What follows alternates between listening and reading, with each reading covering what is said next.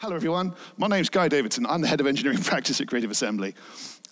Creative Assembly makes a game called Total War. Anyone here played Total War? Besides employees of Creative Assembly who are here today, has anybody played Total War? Your son, excellent, thank you. It's strange seeing so many people. Who's been using Zoom recently? A bit. Like, yeah, lockdown was strange. I worked from home for 2 years. I wrote a book. Well, I say I wrote a book, I'm the co-author. I wrote some, the other author, yes, Peter Bindles is pointing at the other author who is standing in front of you.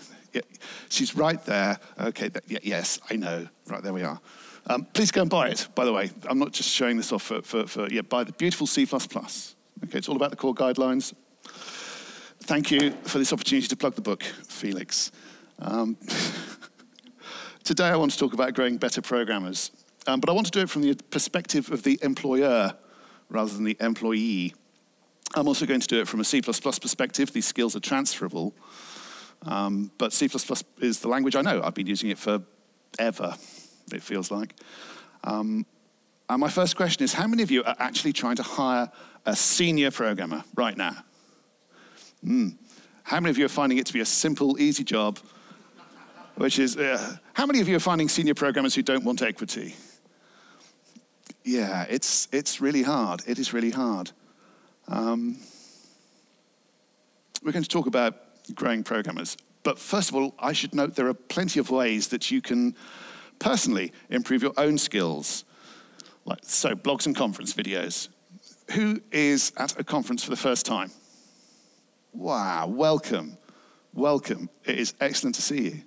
Conferences are great. It's the basic starter for everyone, though, blogs and conference videos. There's an enormous amount of material out there for you to consume, an enormous amount. Programming, who can name a programming blog that they quite like? Okay, I've got a 40-minute talk here, unless you guys... Thank you. Programming blogs. Anyone name a programming blog that they like? Fluent CPP. That was my first choice as well. Jonathan Bacara. Great blogs. Modern C++, also on my list, Rainer Grimm. Rainer's here. Rainer, put your hand up. I can't see him. He's not at my keynote. He's dead to me. Ah. Yes, that's it. No, I saw him in the hotel last night. He's here. So yes, Rainer Grimm, Jonathan Bacara, write regularly.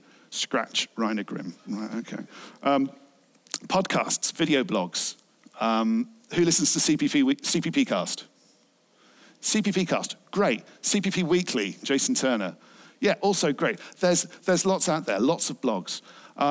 Conferences. Who watches conference videos? Ah, great. There are so many conference videos out there. We have CPPCon, ACCU, Meeting C++. CPP North, a new conference in Toronto, in North America. Everyone should be going to that. It's going to be brilliant. I'm doing a workshop there. I'm also leading the Code of Conduct team because I have so much spare time, just endless. CPP Now, C++ on C. There are so many conferences out there. People speak at these conferences. Those talks are recorded. They're uploaded. They're about 60 to 90 minutes. If you watch one a day during your lunch hour every day for a year, you will still not watch all of the content, all of the output. There is more content being produced than we can consume. There's no reason not to be just sucking all this stuff up. In fact, it's a good idea to curate lists for each other in your studios or your office, whatever you call your agglomeration of people. Curate lists for, these are language features, or here are some library features. Share them around. Look at the highlights, because just watching everything will take you too much time. Pardon, Dietmar? You learn more doing it. Indeed, absolutely. I should repeat that. Dietmar said you should learn more. You can learn more doing all of these as well. Writing blogs and preparing conference talks. And I actually come to that in about 40 minutes. That's fine, Dietmar, don't worry. If any of you feel like preempting any of my slides, I am all ears, I really am. Who's heard of isocpp.org? Great, go there. isocpp.org, it's the home of C++ on the web. They've got a blog roll. You'll find lots of speakers, lots of content. There is an embarrassment of riches out there just for your own improvement. I thought I'd better put that in. Volunteering. There is a problem with programming as a day job because you're surrounded by the same people every day. You're writing the same sort of code, you're solving the same sort of problems. One gets into a rut. You have little exposure to new programming paradigms, cunning new solutions, all these sorts of, How often do you look at a piece of code and go, that's amazing, on a daily basis? It's not as, great, thank you. A person on my team has just put his hand up. Thank you. Oh, mate, your pay review is going to be brilliant. It really is. Oh, thanks, man. But for everybody else, one way to get around this is to volunteer for a popular open source project. Volunteer your services. Okay, does anybody here volunteer on an open source project? That's not enough. It's great. Felix, tell me about the one that you volunteer for. Sorry, I've now made things complicated, haven't I? Sorry.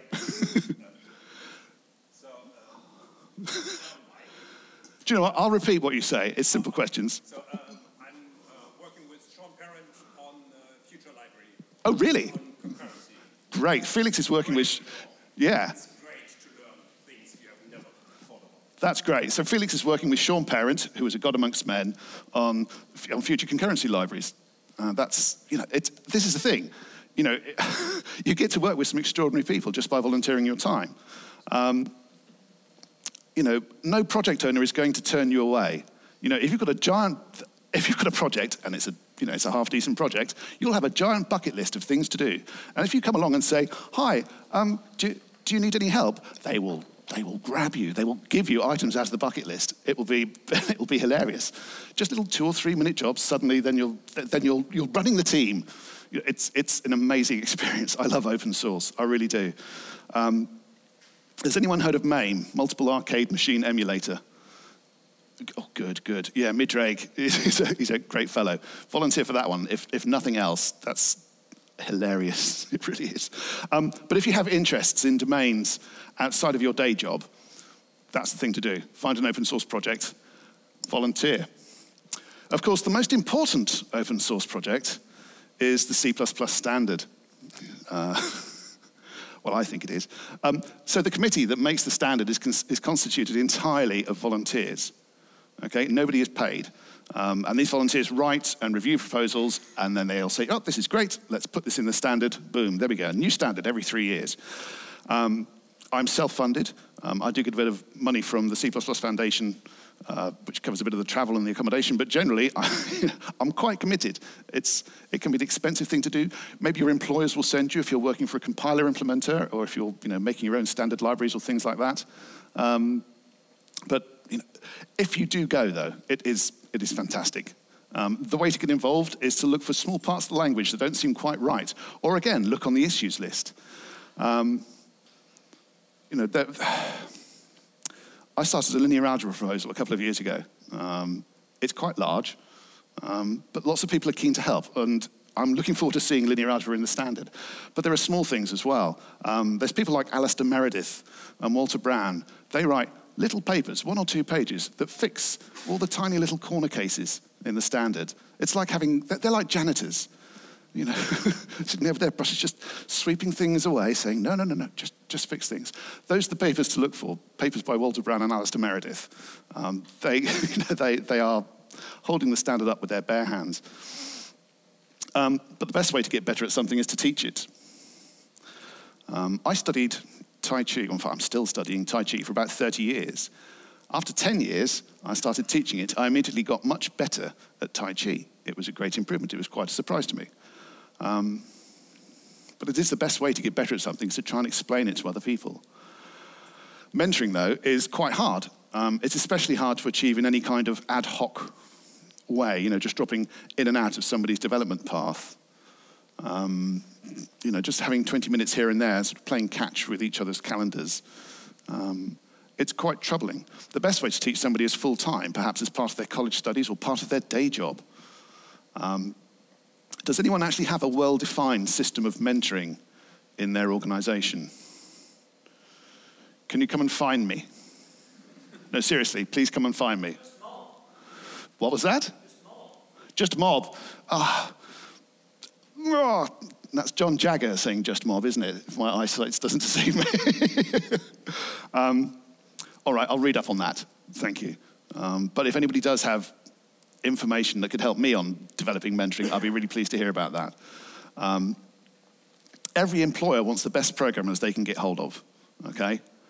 But not only that, they want to keep them in their employment. They want to retain them. I recently lost a very valued member of staff. Sometimes they want to do other things. None of this is controversial, though, is it? You know, mentoring. Everybody wants to teach, everybody wants to learn, everybody wants to be better. So how do we do this? How do we mentor people? And that's what I'm going to spend the rest of this talk covering, strategies to make this happen. All right, raise your hands if you're a professional programmer. All right, raise your hands if you get paid to program. Right, okay, that's just about, that's nearly all of you. All right, keep your hands raised if you've got more than 3 years experience. Lovely, 5 years. 5 years. 10 years. Oh, dropping now. 20 years. Oh, here come the beards. Oh, I'm so sorry. Wow, I should report myself to the Code of Conduct team. I do apologize, Gail, I really do. 30 years. Oh, usual suspects. 35 years. 35 and a half years. Wow, look at you all. And I think I know all of you as well. I don't know you. No, I can't recognize you. You're wearing a mask. Okay, thank you. Hands down. All right. Now I want to know if you've ever had to lead a team of programmers. So by leading a team of programmers, I mean you've been given or you've chosen a project to deliver, and it could be a library or a product for internal or external use, and you've been given a bunch of programmers to help you. The point is, if you're a manager, you are responsible for the timely delivery of something, okay? That's what I mean by a manager. So, hands up if you're a manager, if you fulfill those criteria. Wow, managers don't come to conferences, do they? Okay, more than 5 years experience? 10, this is far fewer than I was expecting. Wow, managers, you need to come to conferences. Managers who are watching this video, you need to come to conferences. I'm just saying, come to ACCU. It's a great conference. I was going to say 10 years, 15, but no, it's really thin on the ground. That really does surprise me. All right. But it's safe to assume that the set of managers is a subset of the set of programmers. At least I hope it's safe to assume. But they're separate skills, obviously. Although, are they really? Let's look at the typical career path of programmers and managers, see what skills they acquire along the way. Step 0 is coder. This is the programmer path. Who remembers their first line of code? Oh, really? Okay. Or maybe it was so long ago that it... Okay, my first line of code was in 1980. It was on an Acorn Atom in Atom Basic. It was print John, which is my first name. Guy is my middle name.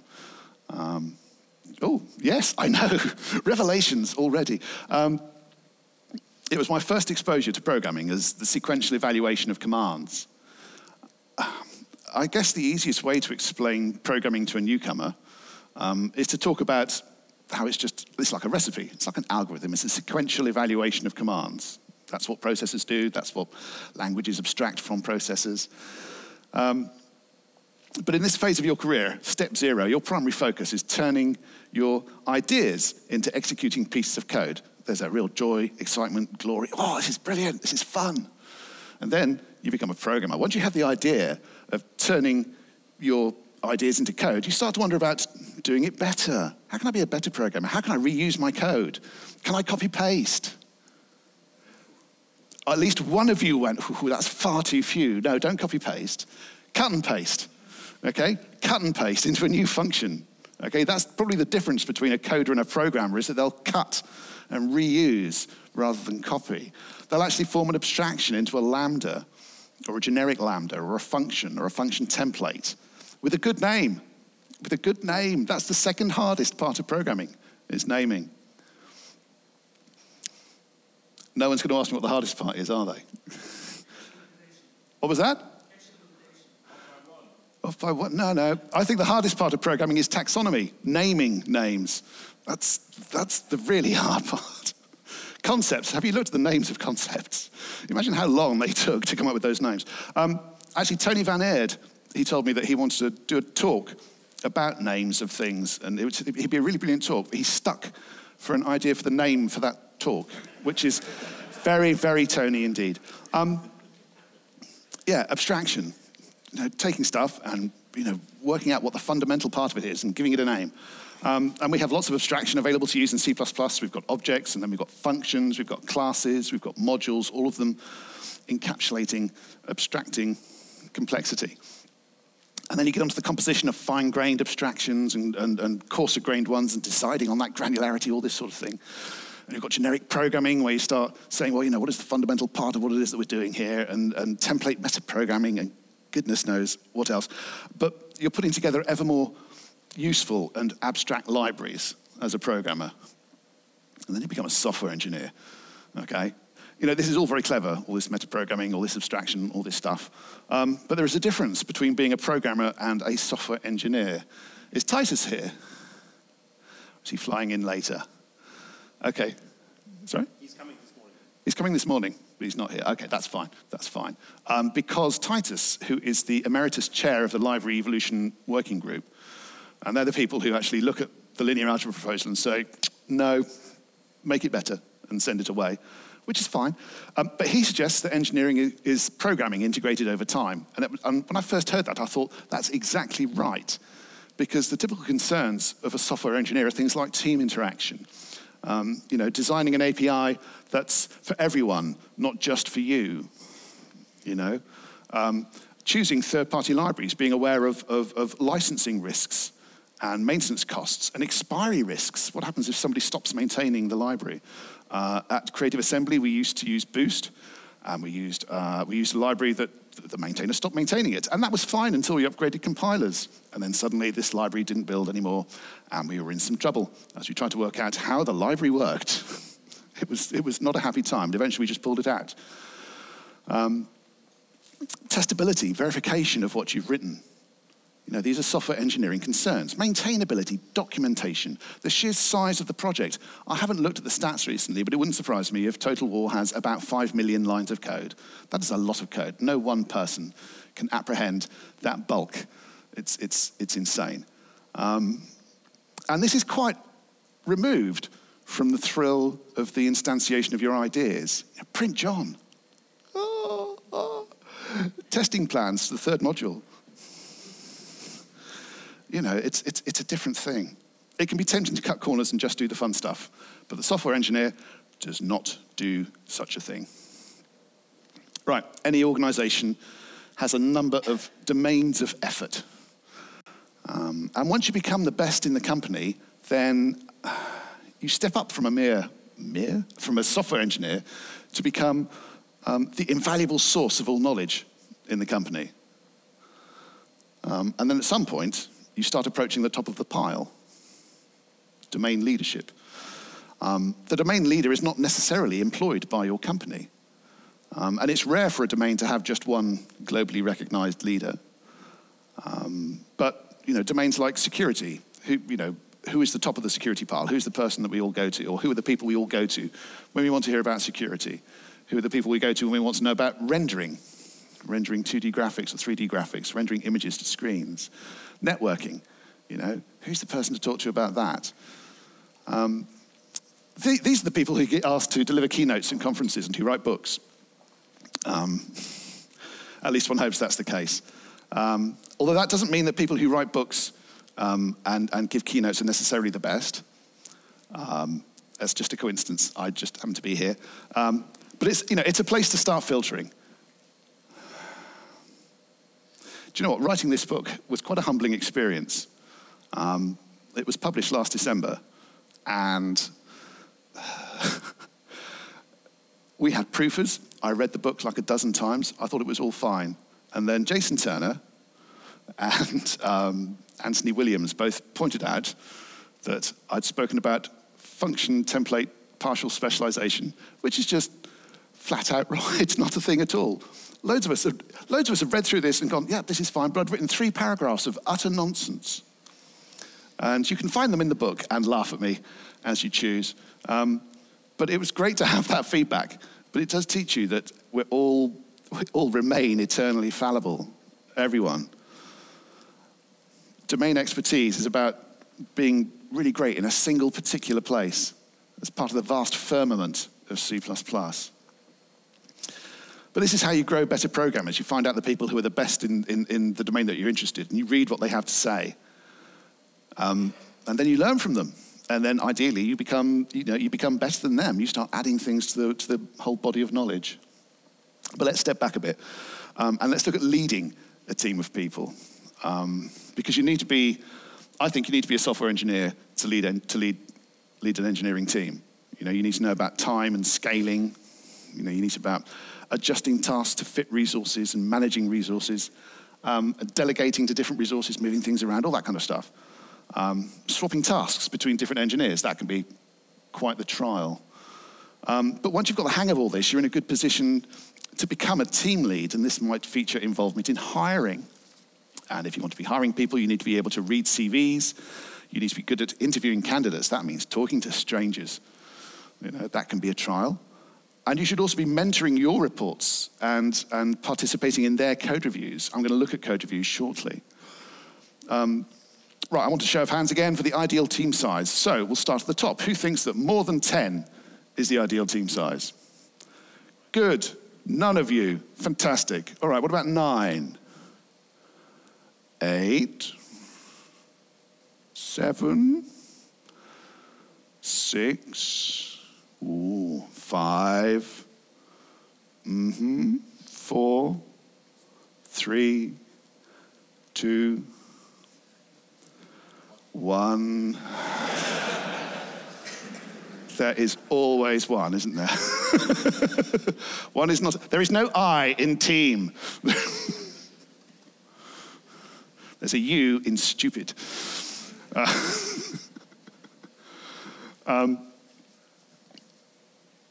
Yeah, so we kind of, the normal, if it looked like a normal distribution, centered around 5 and 6, it's down to style. Anecdotally, I find that 5 is probably the optimum number. So a team should be 6 strong, including the lead. It's like a handful of people. I was in the scouting movement in the last century. We can say that now, last century. It's meaningful. I was in the scouting movement in the last century, and they divide the pack of scouts up into 6s. And you have a 6er and a second, and the 6er is in charge of their team. But it's a notion that's been around for well over a century, just organisationally. 6 is a good number. Lead plus 1, lead plus 5.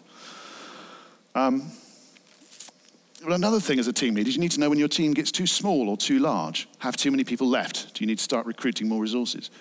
Or have too many people joined and you're thinking, do you know what? We need to split into 2.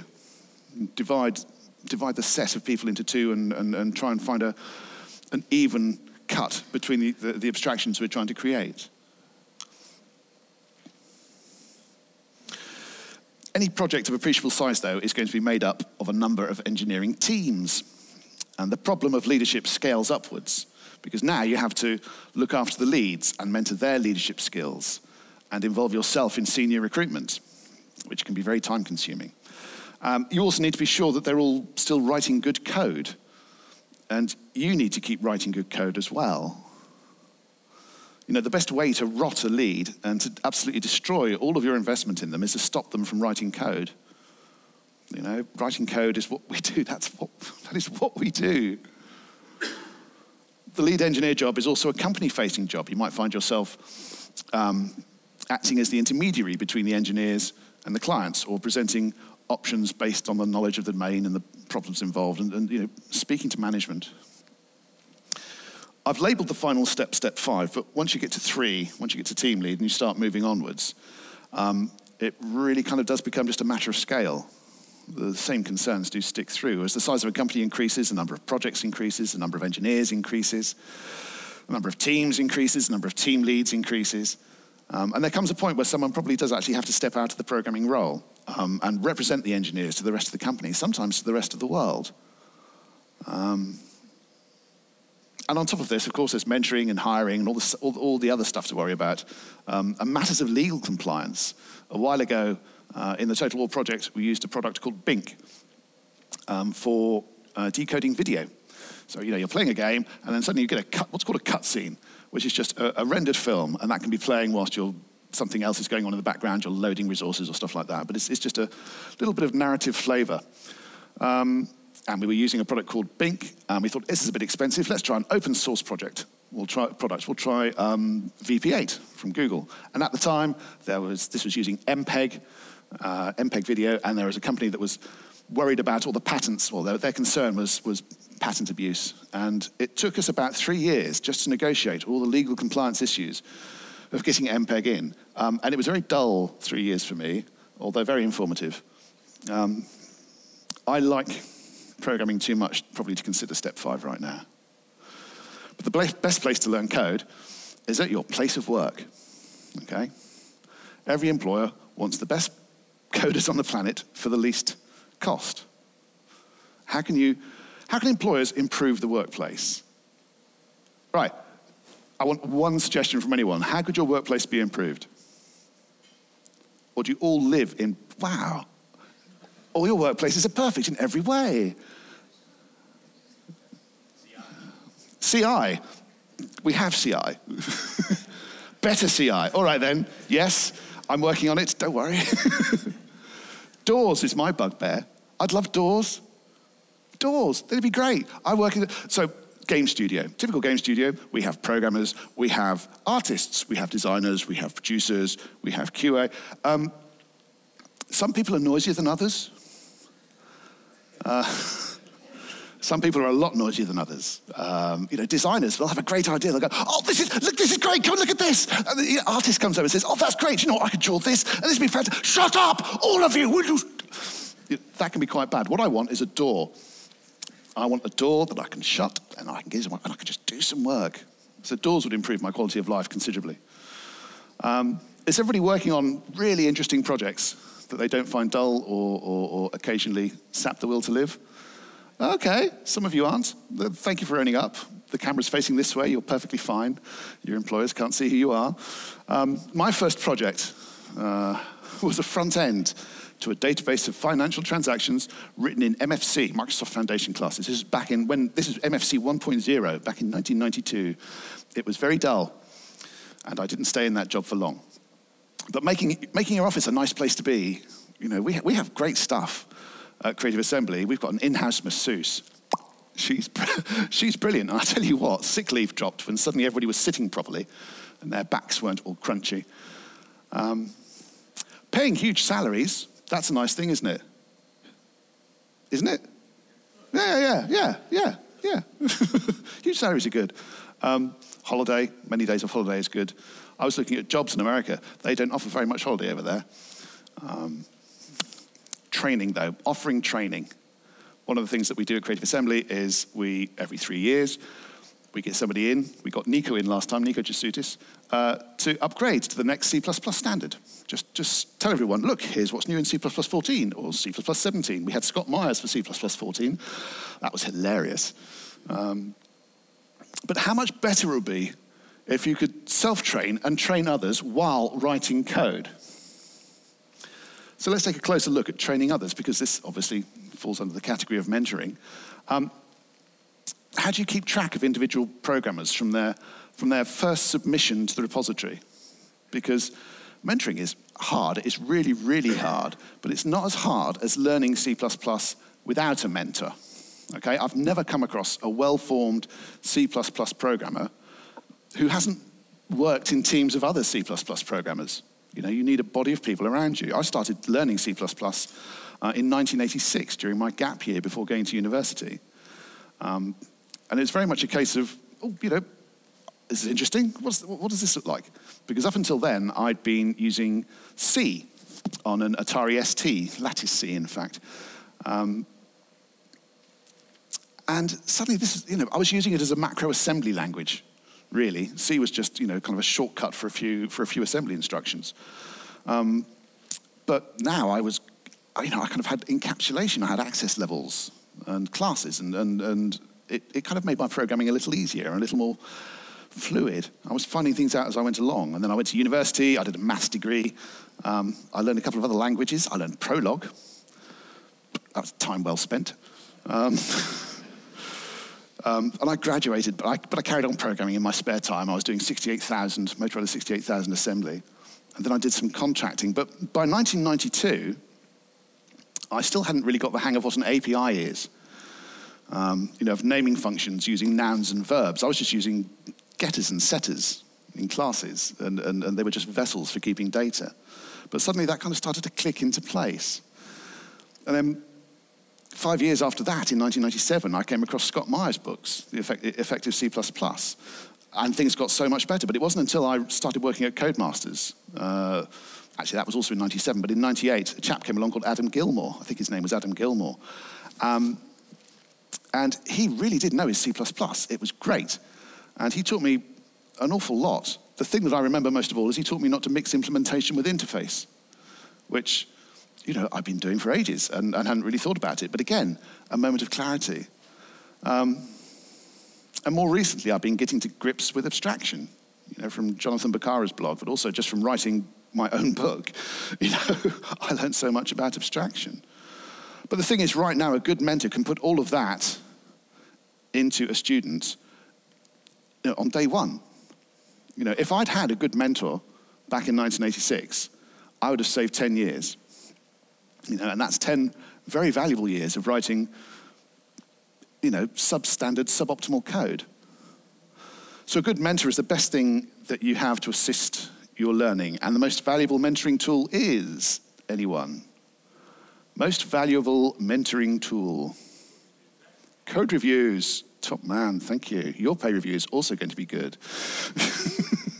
I didn't tell my team what this talk was about. You're just, I love you all. Code reviews, yes. So look at the code your student has written, see how it could be improved. So who actually has a system of code reviews at their place of work? My heart sings. Excellent, good. Code reviews reveal bad habits, but they also highlight people who are generating good code. They're writing good code quality. And people who write good code are people who you want to raise up so that they can teach other people to write good code. And maybe mentor other people as well, actually, because finding good mentors is just as hard as writing good seniors. When I took on the role of coding manager in 2011 at Creative Assembly, the first thing I did was code review every programmer on the Total War project. And it was quite an undertaking. My approach was to review with the engineer who produced the code and with their lead, and let the lead the review. And my main concern remains that the lead is delivering the best training to the engineer. So I'm going to show you a piece of code which cropped up. It's a bit modified from the original, but I set it aside because it was a compact way of teaching so many things. And I was reviewing the lead more than I was reviewing the engineer. The engineer picks the code, and I asked them, did you choose your best or your worst code?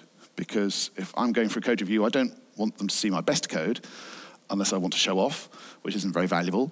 I want to show them my worst code, the code that I just can't improve or can't get my head around to see what other people will think of it. And there was also the issue of code responsibility.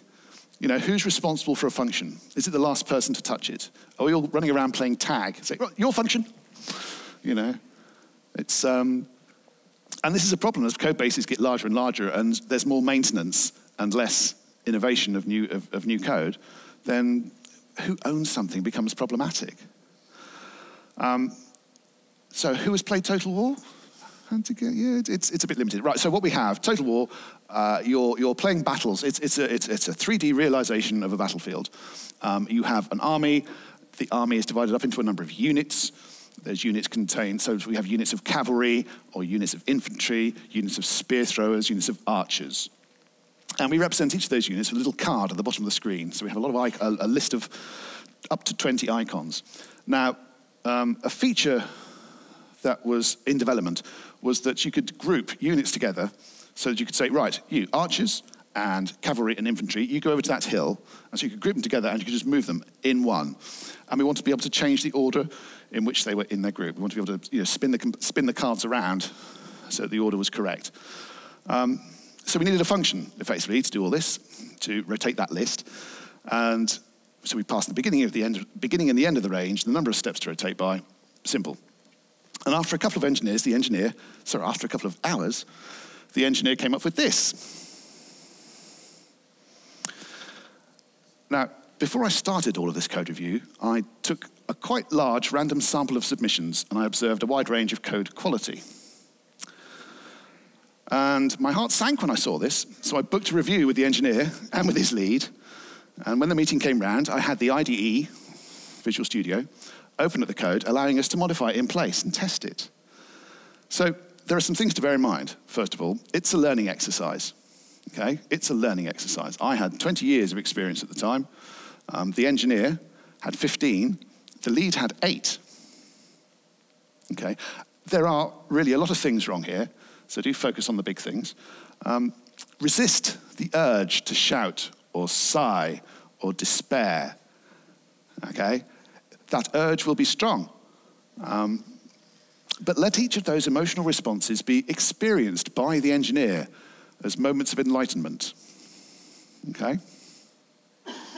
And maybe their lead as well. And understand what motivates the engineer. Is this their passion? Is it a day job? Right, let's start. This function is recursive.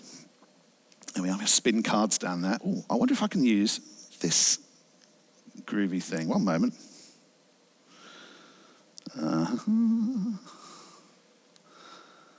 Oh, I can.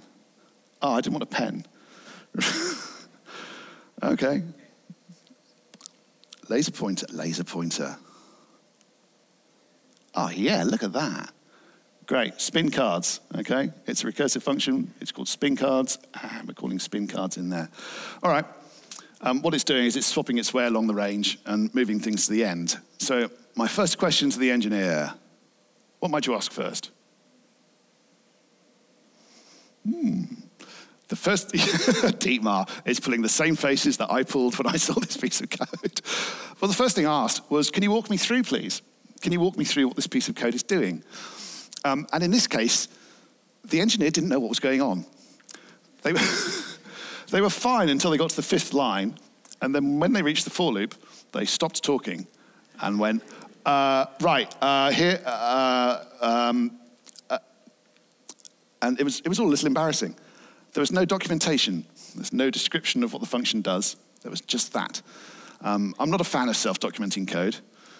You know, computers are different from humans. And quite often you're using other people's code which features very badly named identifiers. Self-documenting code it's a hefty thing to aim for. But walking through the code, the bug emerged. Can anyone see the bug in there? It seems very unlikely. I will buy a gallon of beer to anyone who can spot the bug.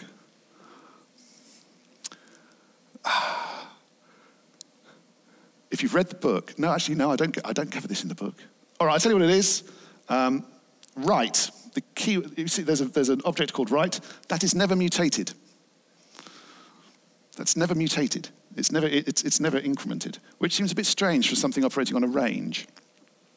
It turns out that the engineer had done a bit of tidying before submission. They just tidied it, just make it really pristine and lovely for me to gaze upon lovingly. I suggested that maybe autoconst might have been helpful here. It's something I do sometimes. You declare objects to be autoconst, and then you take the const off when you have to change them. And so if that had happened, then write would have been autoconst, which would have alerted you to something strange going on. You know, it can sometimes work. But more importantly, they obviously hadn't tested the function. You know, if they tested the function, they would have seen it had stopped working. So let's just fix that. There we are. Wow, it keeps the red pen and everything. Wow, okay. But you can see where the change is. Just there. Right. Then the next thing I'd ask is, do you favor a single point of exit? Because clearly they do. You know, they're exiting everything right at the end. There's an really old rule from the early 70s. You know, anyone here born after the 70s? Yeah, you're very modest. A lot of you were born after the 70s. But there's a rule that says that functions should have a single point of entry and a single point of exit. And this is actually from graph theory, because functions are just sets of nodes. You know, you go into a function, you go out of a function, you go to another function. You're hopping from place to place. And the reason why a single point of exit and a single point of entry is useful is because you know that a piece of execution starts at a particular point, ends somewhere else, and everything in between is entirely relevant. And this is a great rule if you're writing in assembly. If you're writing in a high-level language, and, you know, for me, a high-level language is anything that's not assembly. If you're writing in a high-level language, that kind of concern is taken away from you because you've got a function which encapsulates all of this. And even then, it's a misapplication in structured programming because the rule is about returning to a single place, not returning from a single place. You know, the to that you return from is the call site. And you might be thinking, how on earth do you return to a different place? Well, one thing that I used to do in the 1980s, I used to muck around with the call stack. I used to say, we're in this place here, so I'm now going to change the call stack so that the return site is somewhere else entirely because I need to do this other function for. And it was very compact, it was very efficient. It was impossible to read. And this is before I knew about this rule. And when I found this rule, I thought, oh, that's a really great idea. I will stop mucking around with the call stack. Unfortunately, this rule still persists in code. It reduces clarity, I think, in this instance. You've got two return statements at the end, here, and they are very far removed from their motivating cause. Let's just fix that. So I've just moved the returns up to there. Oh, and I've put a bug in. That's interesting. How did I do that? Right, that end first should be equals last, not equals last. Wow, that's embarrassing. Sorry. Shall I stop? You can test it. Shall I go home? All right, imagine that says equals last. Right, but look, straight away, we've reduced the amount of area that the code takes up, okay? We've reduced the amount of reasoning that's required by the reviewer to understand what's going on. And therefore, the maintainer as well, and it's easier to take in at a glance. And note that I'm also working from the outside in. I'm working at the edges in an attempt to make the function smaller and clearer. Right, well, continuing from the edges of the function, so the recurse and the return are pretty clear, I'd ask, do you know about std swap? Who knows about std swap? Yes, good. So std swap. But what they said was, well, why bother? You know, I can make it perfectly clear what's going on here. Why call out to another function? Why do that? UI component is actually a trivial type. And it's simply doing a member-wise assignment. But there are two reasons. One of them is clarity of intent. Std swap there is clearer than those 3 lines of code. We all know what swap means. I just write swap there. Okay? We know what's going on. The fact that it becomes those 3 lines of code is neither here nor there. That is operating at a different level of abstraction. Okay? That swap is the correct thing to write. But also, what if UI component stops being a trivial type?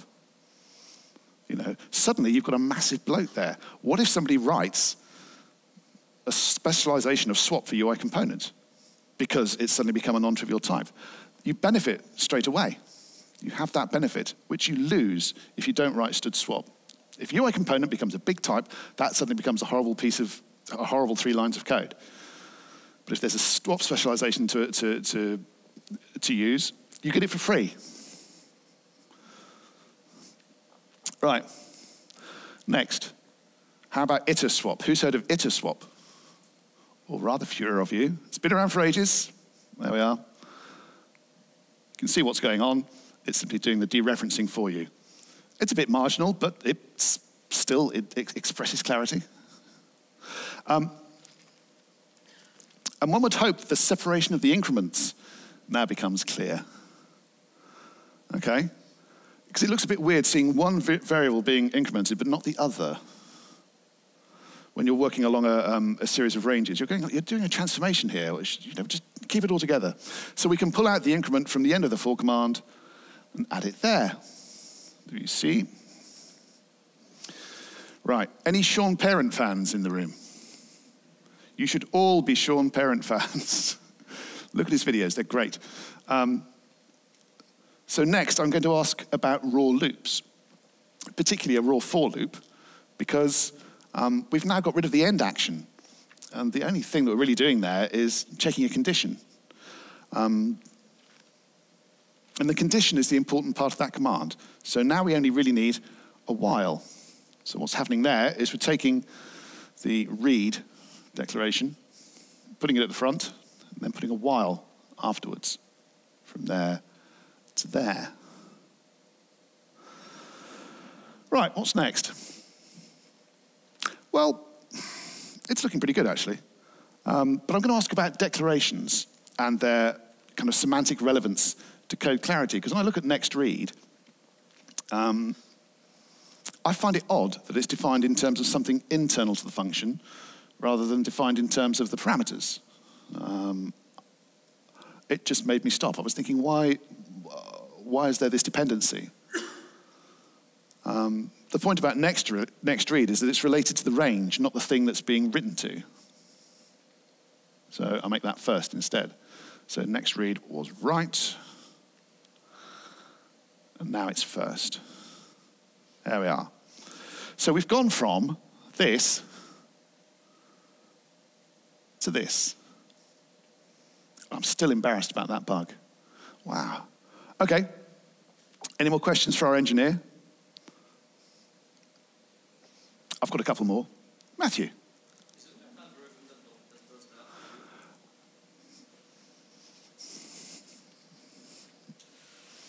In a couple of slides, yes, there is. Okay. I'm just leading the audience on. This is fantastic. How often are we actually explicitly referring to types? It looks like it's only in the function signature itself. It's the only place where we're doing this. So it seems like an excellent candidate for a generic function. A function template, actually. And this is one of the primary jobs of the engineer, is to find abstractions. And the fact that you have needed to write this function demonstrates it to be a useful abstraction. So make it available for others, or even yourself later in the project. And you do that like this. Okay? Except spin cards isn't a very intuitive name now, is it? If it's no longer a UI component, we're just spinning things. So we'll call it spin. And then, and only then, I would ask the engineer, why didn't you use stood rotate? Because that's what happened. You seem to have rewritten a perfectly appropriate function and added a bug for good measure. And I've added a second bug. And I feel so stupid, really. Now, Matthew, you're quite right. That is the question. Why didn't you use stood rotate? But I wouldn't lead with that question. I absolutely wouldn't lead with that question, because our engineer would have missed out on a bunch of learning opportunities. And our lead would have missed out on mentoring training. That's my job. Okay? If I'd led with the question, if I'd said, you have seemed to taken a perfectly good function and added a bug to it, they would have missed out on everything. The only thing they would have learnt is that I'm a graceless idiot, that I'm an arse. That's what they would have learnt. They would not have learnt a whole pile of useful programming tips. That's what mentoring is, really. It's leading someone through. It's watching them do the wrong things and then correcting them afterwards, not telling them how to do the right things in advance, knowing what the things are that they're not so good at, and buffing those things up. Making our engineers into better engineers means making better mentors, as well as better engineers, as better programmers. The last thing I'd do is I'd ask the engineer, what 2 things do you think you will apply to your code from now onwards? And I'd follow up on that in future code reviews. Okay, 2 things. Who can remember 2 things from that set? Oh, really? Come on. Write some tests. Yes, that's a whole other talk. I'll bet there's a talk. Is there a talk on tests at the conference here this week? Yes, there is. Fabulous, fabulous. There were 9 things in there. Okay, they're not going to remember all 9. They'll remember 2. They might remember the early exit stuff, but they're not going to remember all 9. Don't expect them to. Just find 2 things. Check up later. See what's going on. So that engineer, after 2 hours, he came up with a replacement for stood rotate. Okay, we can put that aside. His lead had asked him for a way of spinning the order of the cards at the bottom of the screen, and he said, yep, should only take a few minutes. And it would have taken a few minutes if he'd used stood rotate. But as it was, it took him hours. It took him hours. It's a tricky function with several things that can go wrong. You know, there's several places where writing such a function can go wrong. Experience would have triggered my perimeter security quite badly, because there's going to be 3 parameters to think about for a start. Straight away, that's quite complex. Functions with 3 parameters. Also, you know, the 3-body problem is not trivial. You know, I suppose there's 2 if you think of the range as a single parameter. But the range is going to be interrogated for begin and end, and the complexity, it just starts welling up. I'd have been rather more cautious than a few minutes. He was asked only to provide an estimate for a single function. What sort of resolution do you provide estimates at? You know, in the case of this story, the request did not come via the normal route, because he and the designer were chatting, and the designer said, hey, how long would this take? And the engineer said, yeah, easy, just a few minutes. Well, I'll just do this. Now, normally, we plan quite coarsely at Creative Assembly. We look at fortnightly sprints, and we break the tasks down into 2 or 3 day pieces. I have workplaces where they have 15-minute resolutions. It was an awful place to work. They used to be accountants. The company survived 8 months. Nobody knew why. Nobody listened to me. There we are. You're all listening to me now, aren't you? Yeah. There's actually an entire presentation available on how to estimate 1,000-month projects. We've got 2,000-month projects on the go at Creative Assembly. But it suffices to say, whilst there is some scope for going off the main route, we don't encourage random speculative walks along coding pathways. Providing estimates is a fine art, okay? And how do you make your engineers better at estimating how long it will take to complete their task? Tracking, okay? Assess their performance. See how much their estimates overshoot or undershoot, because you can't control what you can't measure, okay? Good estimators are good people to have around. You need to identify them. You need to encourage them to mentor other people in estimation. Which sounds like a database problem, doesn't it? You know, here's the people, here's the tasks, here's what their estimate was like, here's the error, here's a distribution of errors, all that sort of thing. Anybody here use DevSuite? Ooh, Jira? Wow. Does anyone here like Jira? No. Okay. Are they a sponsor? They're not a sponsor. Good. No. I probably should have checked that before, shouldn't I? Anyone here use a homegrown solution for tracking projects? Are you a one-man team? Yes, you are. Right, okay. It's really important being able to track things, being able to track performance, being able to track estimates particularly. Engineers need to be good guessers. You need to know which of your engineers you can rely on. How do you get good at estimating? What was that? Yep. Experience. That's how you... Sorry? Oh, yes, aggregate. I hadn't thought of that. Thank you, John. You're very clever. Thank you, John. I was going to say, and I'm going to carry on saying, by doing it, do it. There are very few rules for estimation, otherwise it wouldn't be estimation. The point is, estimation is where all the rules have dried up, and you're just there looking at it going, 2 hours, 3 weeks, month and a half. I'll have it.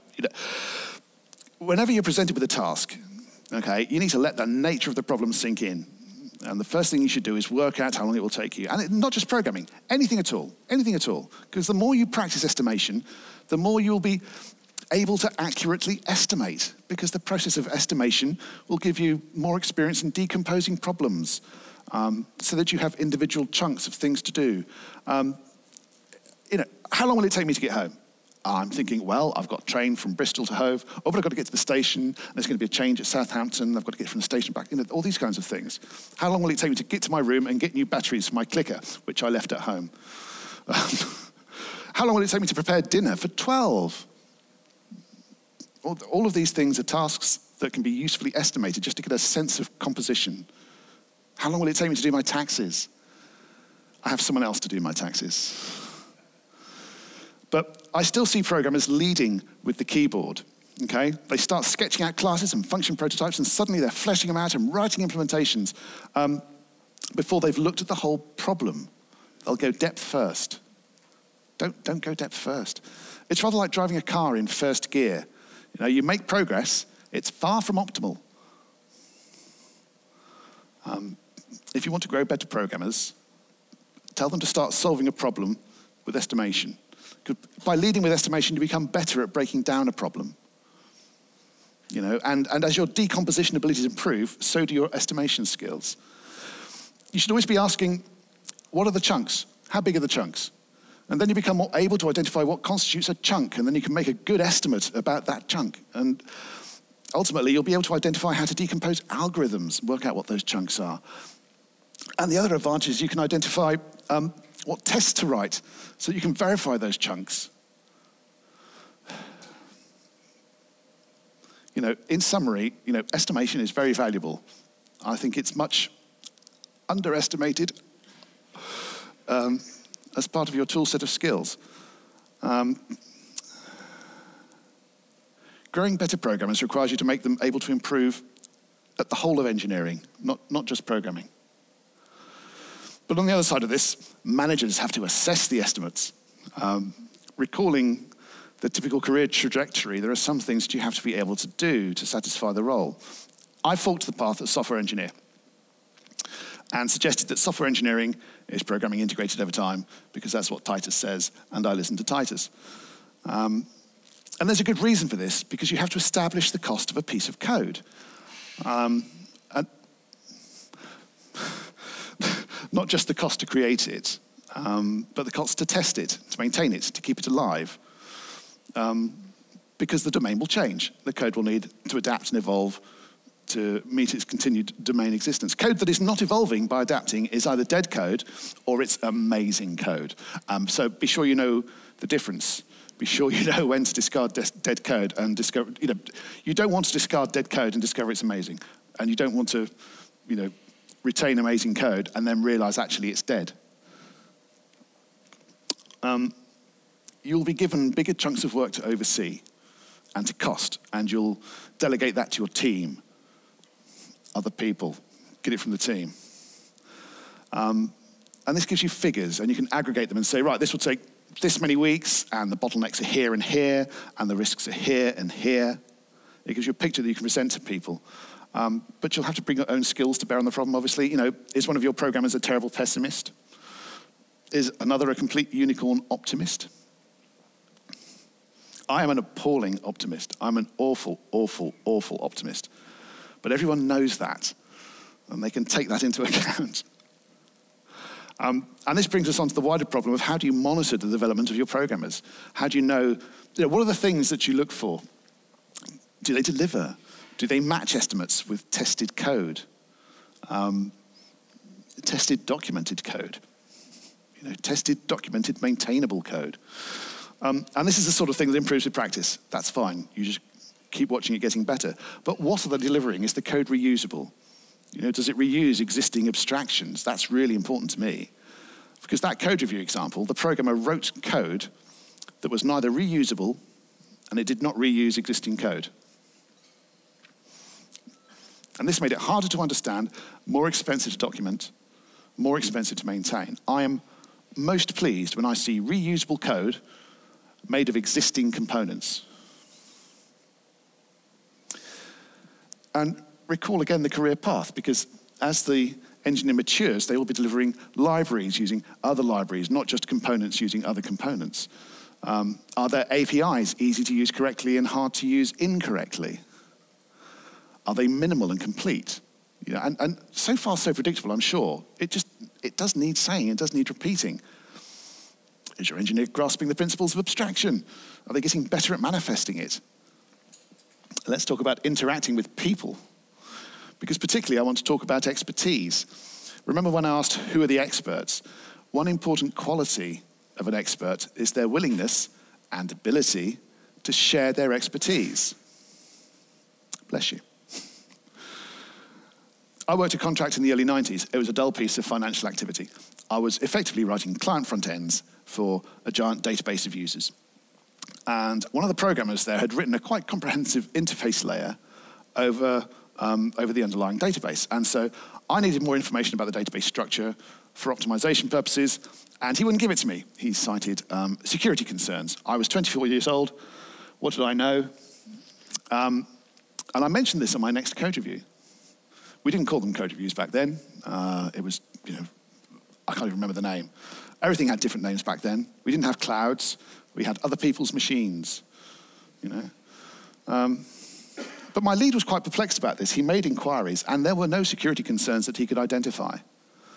And it turned out the programmer in question, he was keeping his job safe by hiding his work behind a vague fog of fear and uncertainty and doubt, manifesting as security concerns. I need to tell you, this doesn't work. It's the best way to dead-end your career. It really is. Because one of the golden rules of employment is to train your replacement. Derive your job security from your general skills, not your specific skills. The programmer I just mentioned, he ended up being stuck in that position for quite a long time, rather than advancing onto more interesting, innovative, and frankly, well-paid work. I wasn't reading Dilbert at the time, but if I was, I would have called him Wally. It was that person. I got my position as coding manager at Creative Assembly after I'd been there for 12 years. I got it because I handed over my leadership of the tools team to someone else who I'd been training up for about a year. It left me free to just move on up without leaving a bad taste in anyone's mouth. Everyone was happy. The new lead was a new lead. He was delighted. Everyone was delighted that a new lead had been discovered. I was delighted that I got this interesting new role that I defined for myself. I described the role, I requested it, I took it, everything was fine. So remember this. How are you identified as a domain expert? By sharing your expertise and raising other experts, okay? I shared my expertise in running a tools team, I trained my replacement, I moved on up. And it works for every part of your career path. Identify your expertise, share it. Become the domain expert that everyone turns to, which leads me to speaking. Consider speaking. Anybody here, who here is speaking this week? Excellent, excellent. My public speaking career is actually quite short. I first spoke at a conference in 2010. I can't even remember what it was about. I returned the next year when I became coding manager, and I spoke about that instead. I think I didn't really speak publicly, properly to complete strangers until 2014 when I came here. And I did a lightning talk about how game development is a real job, because it is a real job. It's a great job, and we're hiring, just saying. We're hiring seniors as well.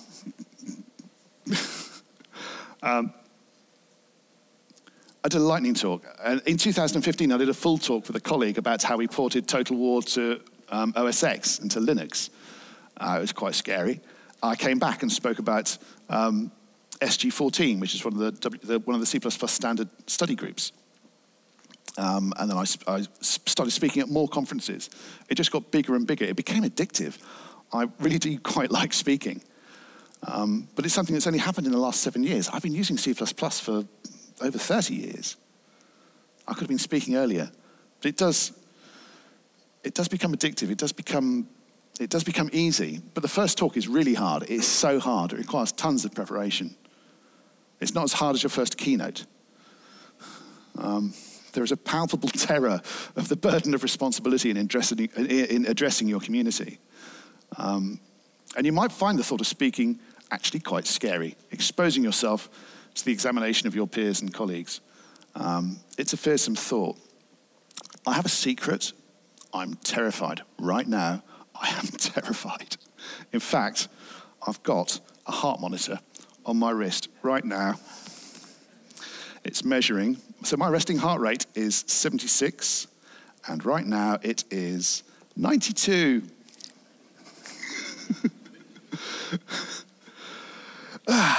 I used to be an actor. I've always suffered from stage fright, but I used to be an actor. Computing paid the bills, but what I wanted to do was be an actor, star of stage and screen.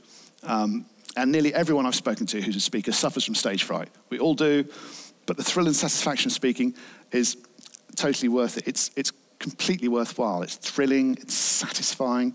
Nothing beats speaking, it really doesn't. Domain experts speak, leaders speak, okay? People rarely read 90-minute blogs. Start at meetups, okay? If you don't have a meetup to speak at, form a meetup. Do it. Start a meetup so you can speak at them. Invite other coders to share their knowledge. There are a lot of C++ groups around the world. And one reason there is because Meeting C++, the conference in Berlin, first started as a site for organizing C++ meetups. This is before it grew into a conference of its own. This talk is about growing better programmers, though, not becoming a better programmer. How do you enable this in your team? Okay? One of the things we have at Creative Assembly is a Friday afternoon policy. You get to choose something that's bugging you from the code base and fix it. You're off the books. Just do something that's going to improve your quality of life. It'll improve somebody else's quality of life as well. The thinking is Friday afternoon is not a very productive time. It's not. It just isn't. It's part of human society is that the last afternoon before the weekend, it's not great. What could your teams do on their Friday? I mean, I'm assuming you all work 5-day weeks. Anybody here working a 4-day week? Oh, yeah, thank you, Pete. I'd love a 4-day week. I've also worked places that do 6-day weeks. That was less than exciting. But things that you could do with that Friday afternoon, you could do in-house peer training, or you could start doing small presentations to the rest of your team, things like that. There's all sorts of ways that you can manifest all of these things that I've been suggesting. Start small with 5-minute summaries of things you've been doing. Get the hang of speaking in continuous prose. But the idea is to keep the momentum going. Just keep doing this every Friday. Do some talking, do some speaking, do some presenting. Return your expertise to the community inside your company and also externally to the rest of the community. Because community is what it's all about. C++ is an amazing community. It really, really is. Although I've been using the language since the 80s, I only really considered myself part of the C++ community in 2014, when I first came to ACCU, when I first came to a C++ conference. We build our community with what we share and how we welcome other people and how we treat our colleagues.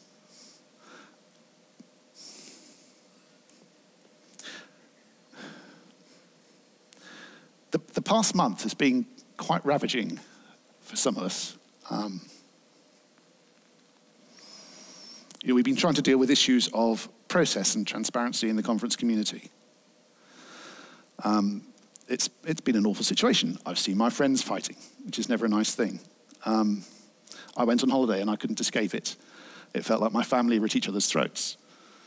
Communities are tricky things to navigate. But I've always wanted to bring peace and growth and progress to the communities that I'm involved with, which is why I want to talk about #include. Less than 5 years ago, in fact, we're very near our 5th anniversary, I jokingly proposed that there should be a diversity group called #include, and it became a serious idea. It became a thing. And now it aims to increase the size of the C++ community by making it a nicer place for more people from more ranges of society, from more demographics. And suddenly I found myself caring ever more deeply about issues of representation and discrimination and protection, about identity, the whole lot. I'm a white middle-aged male, in case you hadn't noticed. This was all unusual. And I continue to learn so much, which apparently is pretty hard for a 54-year-old man.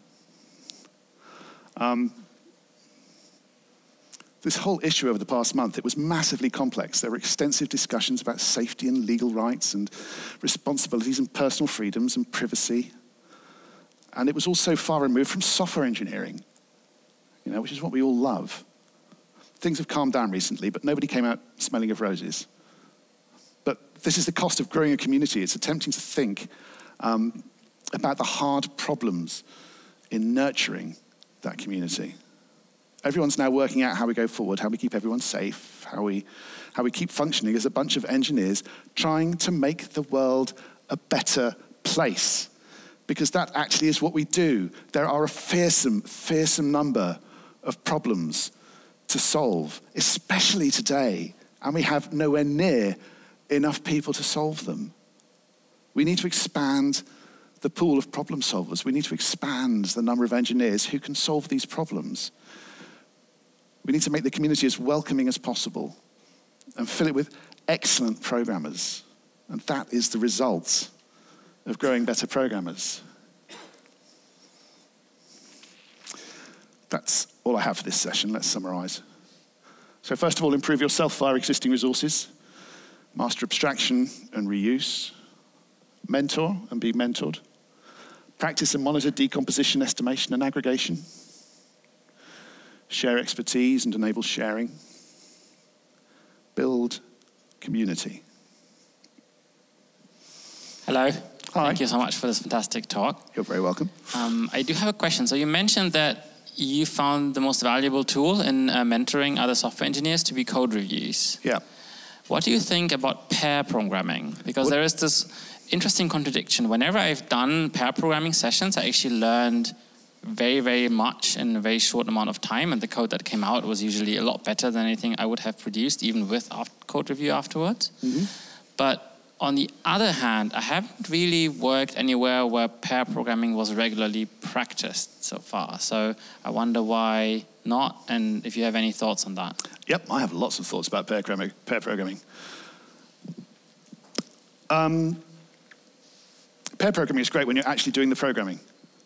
When you're doing the documentation or the testing or the verification, all of that kind of stuff, then doing that in pairs isn't necessarily such a good thing.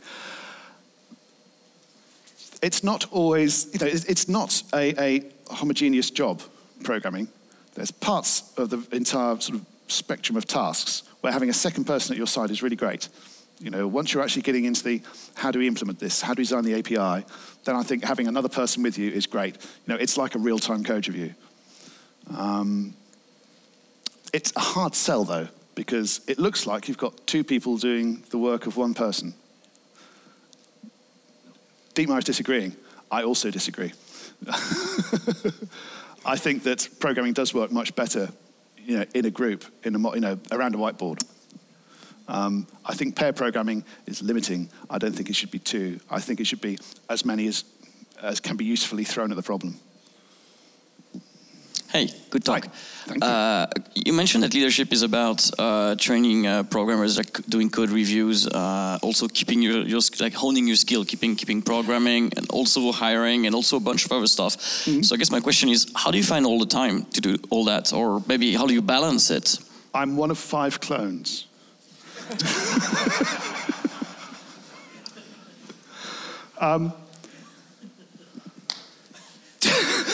I don't know. Actually, I'll tell you what, priorities. Prioritization, that's the first thing. When people say, I don't have time for this, what they really mean is, I have more important things to be doing with my 24 hours. We all get 24 hours when we wake up, and, we all get 24 hours at midday. Oh. I would like to restate this a little bit. Yep. I think they have more important things to do. Oh, well, that was what I was leading on to. Foreshadowing, it seems to be my natural skill, doesn't it? And Felix is quite right. They think they have more important things to do. You need to be continually assessing your priorities and deciding what is important. You know, I used to play a lot of games because I work in the games industry. I haven't played a game for a long time. I played Last of Us 2 in summer 2020, I think it was. I got about as far as them getting to the museum or something. I don't remember, but I haven't played a game since because other things became more important. I played Candy Crush on my phone when I'm, like waiting for the potatoes to boil or something like that. I'm on level 9006, but that's my secret. It's about assessing your priorities. Are you watching lots of telly? Are you reading lots of books? Are you doing lots of personal things? And you need to do your own stuff. You need your own time, your own things. But also, how much you're spending on improving the world around you. I remember back in the 70s when I was growing up, the big thing for my grandparents was make the world a better place. And I guess that's kind of stuck with me. I'm not saying that you're not making the world a better place, Matthew, but that's a motivation that can feed into how you choose what to do. Thank you so much for your excellent talk. Thank you. But I was just wondering, so all of this stuff takes time, growing good programmers or better programmers. So how do you cope with environments where you've got really high turnover and you just don't have that time to spend with people or people to continue mentoring other people if people keep leaving all the time? Yeah, that's... I don't know. We don't have very high turnover at Creative Assembly, so I can't really speak to that from experience. I would hope that you just start doing it and you watch the turnover diminish. People will stay a little bit longer because it's a better place to be, because the training is better, because the projects are better, because you offer them more, and little by little, as your average lifespan of employment starts to increase amongst your staff, you can start rolling out bigger and more interesting things. But that is a real problem. I do understand what you're saying. And I don't have a smart answer other than start small. Yeah, so do you have any thoughts on how we can improve mentoring with more remote styles of work? Because one thing I've noticed is that, especially more senior programmers, remote is a great excuse to kind of, crawl into your little cave and just get the work done. Yep. Often at the expense of more junior programmers who I think have struggled a lot over the last 2 years with mentoring in particular. Mm-hmm. Do you have any experience over that time of building more of that formally into the organization? I've got a mentor in Washington. Her name's Jo. Where's the camera? Hi, Jo. Remote mentoring is absolutely a thing that can be done. We set aside time every week, half an hour, usually ends up as being an hour because I'm indulgent. And we go through stuff, we go over stuff. Making it part of the job description is absolutely a thing you can do. If you say, I'm sorry, this is sufficiently important for us to make it part of what you do. You need to improve your mentoring skills. You need to become better at this. If they're not prepared to participate, then that's just how they are. Not everybody is made to be a mentor. Not everybody is made to be, and that's reflected in how far down. Maybe they'll always be a software engineer. We have one question from Roger from online, and he's asking, how does one better help people who keep bringing the same mistakes to code review? That is a horrible, horrible question. I've got to think of an answer.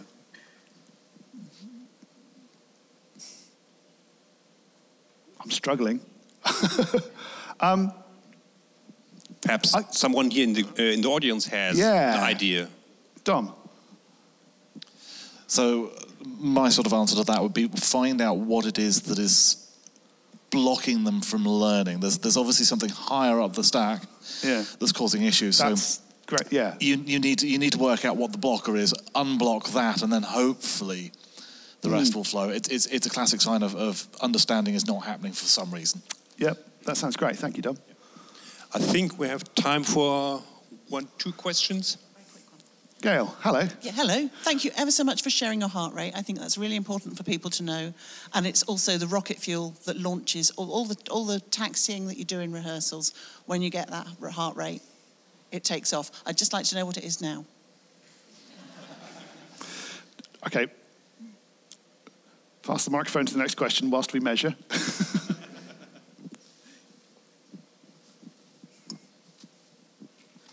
$94. I will calm down in about 15 minutes. I just need tea, Earl Grey, hot, black. Yeah. Charles. Hello, Hello. Guy. Thanks for your talk. It's absolutely great. Okay, so it's a sort of looking back question. So, like me, you've been in the business for a long time. What would you say is the single most important thing you have learnt through your career? I mean, I could put that into, say, a more personal... how, in terms of, say, how... The value of community. Great. The value of community. Thank you very much. I have another answer for this question. Don't ever be afraid to ask questions. What he said, yeah.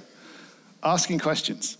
If I just assumed everybody knew all the answers, my team, Afik, you've asked questions, haven't you? Ryan, you've asked questions, haven't you? Yeah, asking questions is okay, isn't it? Yeah, there we are. Ask questions. Okay, I think that's it. Thank you very much. You're welcome.